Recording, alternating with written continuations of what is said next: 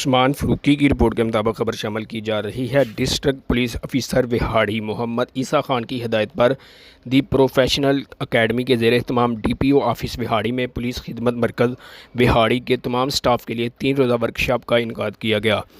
3 روزہ ورکشاپ کے دوران سٹاف کو پروفیشنل بنانے کے لیے پولیس پریکٹیکل ورک کے ساتھ ساتھ character building, capacity building, communication skill, service کی مؤثر فراہمی، ملازمت کی مہارت، کمپلین ہینڈلنگ، میڈیا مینجمنٹ میں مہارت، اخلاقیات اور استعداد کو بڑھانے کے حوالے سے خصوصی لیکچر دیے گئے اور گروپ کی صورت میں سرگرمیاں بھی کروائی گئیں۔